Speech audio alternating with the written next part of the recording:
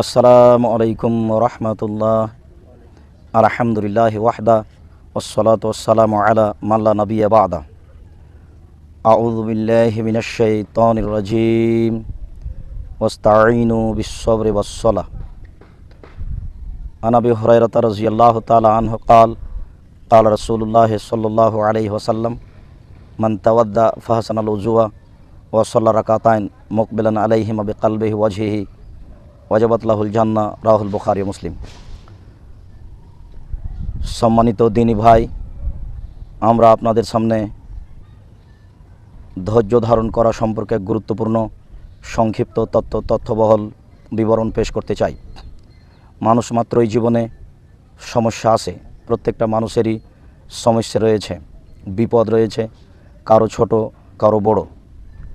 বিপদের সময় মানুষের করণীয় কী, সমস্যা আসলে মানুষ কি করবে, এ ব্যাপারে আমরা গুরুত্বপূর্ণ সংক্ষিপ্ত বিবরণ পেশ করতে চাই। এ ব্যাপারে আল্লাহ তাআলা বলেন, ওয়াস্তাঈনু বিস-সাবরি ওয়াস-সালাহ, তোমরা আল্লাহর নিকটে ধৈর্য সহকারে সাহায্য চাও, সালাতের মাধ্যমে ধৈর্যের মাধ্যমে সাহায্য চাও। অত্র বিবরণে আল্লাহ তাআলা দুটি কথা বলেছেন। তার একটি হচ্ছে তোমরা আল্লাহর নিকটে ধৈর্য চাও সালাতের মাধ্যমে। ধৈর্যের কথাটি আগে আর সালাতের কথাটি পরে। অবশ্যই মানুষকে বিপদ আসলে ধৈর্য ধারণ করতে হবে, এ কথাই ঠিক। সালাতের পূর্বে ধৈর্যের বিষয়টি উল্লেখ করেছেন।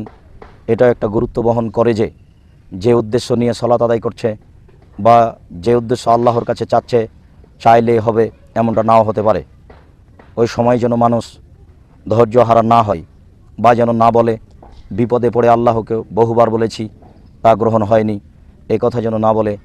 এটাই আল্লাহ তাআলা এখানে বলেছেন। আল্লাহ তাআলা অন্যত্রে বলেন, ফাসবির সবরান জামিল, মোহাম্মদ আপনি ধৈর্য ধারণ করুন, সুন্দর ধৈর্য। অবশ্যই ধৈর্যেরও সুন্দর আছে। মানুষ যখন বুঝতে পারলো বা মনে করলো যে অমুক ব্যক্তির কারণে আমি এই বিপদে পড়েছি, তখন তাকে বহুবার গালি দিল বা তার ব্যাপারে অনেক কিছু বলল, তারপরে বলল যে আমি এখন ধৈর্য ধারণ করি। মূলত এর নাম ধৈর্য নয়। ছেলে মেয়ে মারা গেল, পিতামাতা কেউ মারা গেল, তারপর খুব কান্নাকাটি করলো, এরপরে বলল যে আমি ধৈর্য ধারণ করি। মূলত এর নাম ধৈর্য নয়। যখন মানুষের বিপদ আসে তখন মানুষ কোনো মন্তব্য না করে, কোনো কিছু না বলেই ধৈর্য ধারণ করবে, এর নাম মূলত ধৈর্য। আর এটাই হচ্ছে সুন্দর ধৈর্য, যে কথা আল্লাহ তাআলা আমাদের নবীকে বলেছেন। বিশেষভাবে দ্বীনের কথা বললে, ধর্মের কথা বললে সমাজের লোক তার বিরুদ্ধে যাবে, এ কথাই ঠিক। এ কারণে আল্লাহ তাআলা অন্যত্র বলেন, অসবির আলা মা ইয়াকুলুন, মানুষে যা বলে তার উপরে আপনি ধৈর্য ধারণ করুন। মানুষে নানান কথা বলবে, নানা মন্তব্য করবে, তখন আপনাকে ধৈর্য ধারণ করতে হবে। যেমনটি লোকমান হাকিম তার ছেলেকে বললেন, বুনাইয়া, ও আমার আদরের ছেলে, শোনো, আকিমিস সালাহ, তুমি সালাত আদায় করো, অমর বিল মারুফ অনহা আনিল মুনকার, ভালো কাজের আদেশ করো, মন্দ কাজের নিষেধ করো। এই কথা বলার পরে লোকমান হাকিম তার ছেলেকে বলেন, অসবির আলামা সাবাক, এই কাজ করতে গিয়ে তোমার উপরে যে সমস্যা আসবে তখন তুমি ধৈর্য ধারণ করিও। ভালো কাজের আদেশ করলে, মন্দ কাজের নিষেধ করলে সমস্যা আসে, এ কথাই ঠিক। তা আজকে নতুন নয়, আগে থেকেই চলে আসছে। এ কারণেই আবু হুরায়রা রাদিয়াল্লাহু তাআলা আনহু বলেন, রাসূল সাল্লাল্লাহু আলাইহি সাল্লাম বলেছেন, সাইয়্যিদুশ শুহাদায়ে হামজা ইবনে আব্দুল মুত্তালিব, শহীদদের সর্দার হচ্ছেন হামজা ইবনে আব্দুল মুত্তালিব। পৃথিবীতে যত মানুষ শহীদ হয়েছে, হবে, তার মধ্যে সবচেয়ে সম্মানী মানুষ হচ্ছেন হামজা ইবনে আব্দুল মুত্তালিব। এরপরে রাসূল সাল্লাল্লাহু আলাইহি সাল্লাম বলেন, ওই মানুষটিও হামজার মতো সম্মানী যে মানুষটি ফাকামা এলা ইমামিন জয়ের, স্বৈরাচারী স্বেচ্ছাচারী শাসকের পাশে দাঁড়ালো, ফামারহ নাহাউ ফাকাতালাহু, সে ভালো কাজের আদেশ করলো, মন্দ কাজের নিষেধ করলো, তখন স্বৈরাচারী শাসক তাকে হত্যা করলো। এই ব্যক্তিও পৃথিবীর সবচেয়ে শ্রেষ্ঠ সম্মানী শহীদ হামজা ইবনে আব্দুল মুত্তালিবের সাথে থাকবেন। স্বৈরাচারী শাসকের কাছে ভালো কাজের আদেশ করা, মন্দ কাজের নিষেধ করা একটা বড় জটিল কঠিন কাজ। এই কারণে রাসূল সাল্লাল্লাহু আলাইহি সাল্লাম বলেছেন, আফজালুল মুজাহিদ, সবচেয়ে উত্তম মুজাহিদ হচ্ছে ওই, সবচেয়ে শক্তিশালী মুজাহিদ হচ্ছে ওই যে স্বৈরাচারী শাসকের সামনে, স্বেচ্ছাচারী শাসকের সামনে কথা বলতে পারে। অতএব ভালো কাজের আদেশ, মন্দ কাজের নিষেধ বিষয়টি অতীব জটিল, যাতে ধৈর্য ধারণ করা একান্ত প্রয়োজন। সম্মানিত দিনী ভাই ও বোন, আমরা ধৈর্যের বিষয়টি বলতে গিয়ে রাসূল সাল্লাল্লাহু আলাইহি সাল্লামের বাস্তব জীবনের একটি কথা বলি। তিনি একদা এক রাস্তায় হাঁটছিলেন, তখন একজন বৃদ্ধা মহিলা রাস্তায় বসে কাঁদছিল। তিনি বললেন, বৃদ্ধা তুমি কেন কাঁদো, তোমার কী হয়েছে? বৃদ্ধা উত্তরে বলল, এলাই কাঁদনি, তুমি এখান থেকে সরো। তুমি কে? আমি কেন কাঁদছি এ বিষয়ে তোমাকে জানতে হবে কেন? সে তার গতিতে বলেছে। রাসূল সাল্লাল্লাহু আলাইহি সাল্লাম কিছু না বলে তিনি চলে গেলেন। আশেপাশে যারা ছিল তারা তাকে বলল, তুমি যার সাথে কথা বললে তাকে কি চিনো? সে কে? মহিলা বলল, না আমি তাকে চিনি না। লোকেরা বলল, ইনি হচ্ছেন মোহাম্মদ সাল্লাল্লাহু আলাইহি সাল্লাম, যিনি নবী বলে দাবি করেছেন। বৃদ্ধা মোহাম্মদ সাল্লাল্লাহু আলাইহি সাল্লামের বাড়ি গেল। বৃদ্ধা বলে, মা ওয়াজাত্তু বাওয়াবান, দরজায় কোনো পাহারাদার ছিল না, কোনো মানুষ ছিল না। সে গিয়ে বলল, দেখো মোহাম্মদ, আমি তোমাকে যা বলেছি তা আমার ভুল হয়েছে, তোমাকে আমি চিনতে পারিনি। তখন রাসূল সাল্লাল্লাহু আলাইহি সাল্লাম তার উত্তরে বললেন, শুনুন, আসসাবরু ইনদা সাদমাতিল উলা, বিপদ যখন আসে তখনই ধৈর্য ধারণ করতে হয়।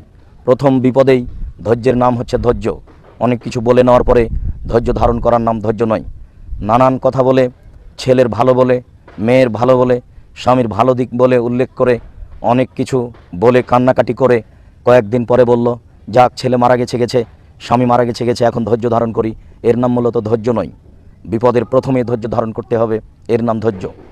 সম্মানিত দিনী ভাই বোন, মনে রাখবেন যে মানুষ বিপদে পড়ে আল্লাহর কাছে চাইলেই চাওয়া জিনিস পাওয়া যাবে এমনটা নাও হতে পারে। আর যা চাই তা তাৎক্ষণিক কবুল হবে এটা কথাও নয়। আর যা চেয়েছে সেটাই হবে এমনটা নাও হতে পারে। হয়তোবা মানুষ তার বিপদ অনুযায়ী আল্লাহর কাছে চাচ্ছে, কিন্তু এরপরে আর একটা বড় বিপদ আছে যেটা তার জানা নেই। কিন্তু যখন আল্লাহর কাছে বারবার বলল, আল্লাহ তুমি আমাকে বিপদ থেকে বাঁচাও, উদ্ধার করো, এরপরে যে একটা বড় বিপদ আসছিল আল্লাহ তাআলা ওইটা ঠেকিয়ে দিলেন। কিন্তু এই ব্যক্তি বুঝলো যে আমার দোয়া কবুল হয়নি। আসলে দোয়া কবুল হয়েছে কিন্তু বুঝতে পারিনি। এটাও হতে পারে যে এই দোয়ার কারণে আল্লাহ তাআলা তার জন্য জান্নাত নির্ধারণ করে দিয়েছে, আর যে বিপদের কারণে বাঁচতে চাচ্ছিল সেই বিপদ ঘটেই গেল। তখন সে বুঝলো আমার দোয়া কবুল হয়নি, অথচ তার দোয়া কবুল হয়েছে বলেই আল্লাহ তাআলা তার নামে জান্নাত ঘোষণা করে দিয়েছেন। সাথে সাথে দোয়া করলেই কবুল হয় এ কথাও নয়, দেরিও হতে পারে। এ কারণে ধৈর্যের ব্যাপার।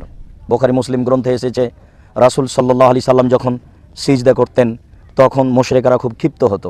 একদা আবু জাহাল বলল, এই শোনো, মোহাম্মদ যখন সিজদা করতে যাবে তখন তার মাথার উপরে একটা ভুঁড়ি চাপিয়ে দিতে হবে উটের, এটা কে পারো?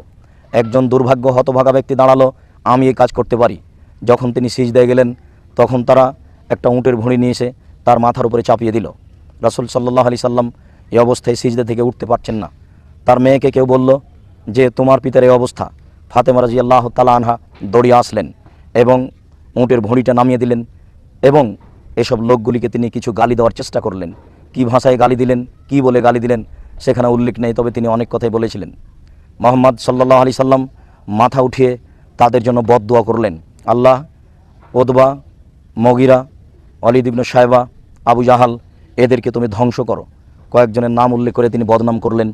সম্মানিত দিনী ভাই বোন, আপনারা আশ্চর্য হবেন, মুহাম্মদ সাল্লাল্লাহু আলাইহি সাল্লাম বিপদে পড়ে নিরুপায় অবস্থায় বদদোয়া করলেন, অথচ এই বদদোয়াটি কবুল হলো বদরের যুদ্ধে 12 বছর পরে। রাসূল সাল্লাল্লাহু আলাইহি সাল্লামের যদি একটা দোয়া কবুল হতে 12 বছর সময় লাগে, তাহলে আপনাদের দোয়া কবুল হতে কত সময় লাগবে? অতএব ধৈর্য ধারণ করতে হবে। খুব দোয়া করলাম কবুল হয় না এই কথা বলা যাবে না। আজ হোক আর কাল হোক তার ফল হবেই হবে। হয়তোবা আল্লাহ অন্য একটা বড় দিলেন এই জন্য কবুল হলো না, হয়তোবা আল্লাহ ওই দোয়ার কারণে জান্নাত দিয়ে দিলেন, এই কারণে আমি আমারটা বুঝতে পারলাম না। হয়তোবা 10 বছর পরে সেই কথা কবুল হবে, যার কারণে আমি বুঝতে পারলাম না যে আমার দোয়া কবুল হলো না। সম্মানিত দিনী ভাই বোন, আমরা সংক্ষিপ্ত বিবরণে বলতে চাচ্ছি, মানুষ মাত্রই বিপদ আছে। বিপদ আসলে আপনাদেরকে ধৈর্য ধারণ করতে হবে। আমরা এখানে আরেকটি কথা বলতে চাই যে ধৈর্যের সবচেয়ে বড় একটা দিক হলো বিপদের সময় বলতে হবে যা তাকদিরে ছিল এটাই ঘটেছে। যখনই আপনি তাকদিরের কথা বলতে পারবেন তখন আপনার পরিস্থিতিটা একেবারে হালকা হয়ে যাবে। যত জটিল মনে হচ্ছিল তত জটিল মনে হবে না। আপনি যদি তাকদিরের কথা বলতে পারেন তাহলে আরেকটা বিপদ থেকে আপনি বেঁচে যাবেন। সেটা হলো এই যে বিপদটা আপনি মনে করছেন অমুকের কারণে এসেছে, আপনি বলতে চাচ্ছেন ওই ছেলের কারণে এসেছে, তখন আপনি তাকে গালি দিবেন বা তার বিরোধিতা করবেন, তার বদনাম করবেন, তার গীবাত করবেন, তার নিন্দা করবেন, আপনি বিপদে পড়ে যাবেন। আর যদি বলেন যে যেটা তাকদিরে ছিল সেটাই ঘটেছে, তো দেখবেন যে বিপদটাও হালকা হয়ে গেল আর আপনি বদনাম থেকেও বেঁচে গেলেন। এই জন্য আমরা বিপদগামী লোককে প্রথমে বলতে চাই যে আপনার বিপদকে সামনে নিয়ে আসবেন এই বলে যে এটা আমার ভাগ্যে ছিল, তাহলে এটা সহজ হয়ে যাবে, আর এটা হবে ইমানের বহিঃপ্রকাশ, এটাই ইমান।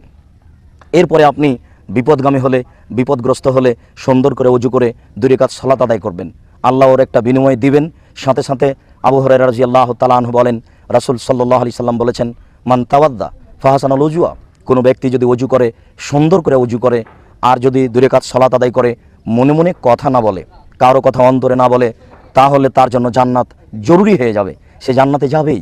অন্য বর্ণনায় তিনি বলেন, তার অতীতের সব পাপকে ক্ষমা করে দেওয়া হবে, পাপও ক্ষমা হলো, বিপদ থেকে বেঁচে গেলেন, আর আল্লাহর সন্তুষ্টিও পেলেন। এই জন্য আমরা সকলকে বলতে চাই যে বিপদগামী হলে, সমস্যা আসলে প্রথমে তাকদীরের কথা বলবেন, তারপরে 2 রাকাত সালাত আদায় করবেন, আল্লাহর কাছে ধৈর্য চাইবেন। আল্লাহ তুমি আমাদেরকে এই হাদিস এবং এই আয়াতের প্রতি আমল করার তৌফিক দান করো। সম্মানিত দর্শক মণ্ডলী, দিনী ভাই বোন, আপনারা খুব ভালোভাবেই জানেন যে আমরা ঢাকা রূপগঞ্জে একটা বিশাল ভূখণ্ডের উপরে দিনী প্রতিষ্ঠান গড়তে চাচ্ছি, যেখানে ছেলেরা আরবি, বাংলা, ইংরেজি উন্নত মানের শিক্ষা অর্জন করে যে কোনো অন্যায়ের মোকাবেলা করবে। অতএব এই দিনী প্রতিষ্ঠানে আপনারা জীবন বাজি রেখে আত্মীয় স্বজন মিলে সাহায্য সহযোগিতা করার চেষ্টা করুন, পরামর্শ দিন, ছেলে মেয়ে পাঠান। আমরা উন্নত মানের শিক্ষার ব্যবস্থার পদক্ষেপ নিয়েছি, ইনশাল্লাহ হবেই হবে। ভারত, বাংলাদেশ, পাকিস্তানে নয়, আমরা এশিয়া মহাদেশে একটা উন্নত মানের বড় প্রতিষ্ঠান গড়তে চাই। জাকির নায়েক কেন, তার চেয়ে বড় প্রতিষ্ঠান আমরা গড়তে চাই। জাকির নায়েকও মানুষ, আমরাও মানুষ, আল্লাহ যদি তাকে কবুল করেন আমাদেরও কবুল করবেন, আল্লাহর তো আর দয়ার অভাব নেই। আমরা উন্নত মানের একটা প্রতিষ্ঠান গড়তে চাই। প্রথমত আপনাদের কাছে আমাদের দাবি যে আপনারা আল্লাহর কাছে দোয়া করেন যে আব্দুর রাজ্জাক সাহেব যে কাজে হাত দিয়েছেন, আল্লাহ তুমি এই কাজটা কবুল করো। এরপরে আপনাদের কাছে দাবি, আপনারা পরামর্শ দিবেন কিভাবে এটাকে আগে নিয়ে যাওয়া যায়, উন্নত মানের প্রতিষ্ঠান গড়া যায়। এরপরে আপনাদের কাছে একটা পরামর্শ থাকছে, দাবি সহকারে যার যতটুকু সম্ভব সহযোগিতা করবেন। আমরা ওই ফার্সি বাক্যটাকে অন্তর থেকেই বিশ্বাস করি যে আসলেই এটাই ঠিক, যে কাতরা কাতরা দাঁড়িয়ে শোধ, বিন্দু বিন্দু ফোটায় সাগর তৈরি হয়। আপনারা যদি অল্প করেও সহযোগিতা করতে পারেন, ইনশাল্লাহ অল্প সহযোগিতার বিনিময়ে বিশাল কিছু গড়া যাবে। আল্লাহ তুমি মানুষের সাহায্য সহযোগিতা কবুল করো, তুমি তাদেরকে এই দিনী প্রতিষ্ঠানকে ভালোবাসার সুযোগ করে দাও, তৌফিক দান করো। তারা যেন এই প্রতিষ্ঠানকে ভালোবাসে, এই প্রতিষ্ঠানের প্রতি আগ্রহী হয়, এইখানে যেন সহযোগিতা করতে শিখে। এর বিনিময়ে তুমি ওদের যারা মারা গেছে তাদের কবরের শাস্তি মাফ করে দাও। এর বিনিময়ে তুমি তাদের আহাল পরিবারকে একটা সুন্দর, স্বাস্থ্যকর, নিরাময় পরিবেশে রাখার সুযোগ করে দাও, যাতে করে তাদের কোনো সমস্যা না হয়। তাদেরকে তুমি তোমার রাসূলের পদ্ধতি অনুযায়ী চলার তৌফিক দান করো, আল্লাহুম্মা আমিন। এ দাবি, এ দাওয়া, এ দোয়া তোমার দরবারে রেখে আজকের ধৈর্যের সংক্ষিপ্ত আলোচনা এখানেই শেষ করলাম। সুবহানাকা আল্লাহুম্মা বিহামদিকা আশহাদু আল্লা ইলাহা ইল্লা আনতা আস্তাগফিরুকা ওয়া আতুবু ইলাইক। আসসালামু আলাইকুম ওয়া রাহমাতুল্লাহ।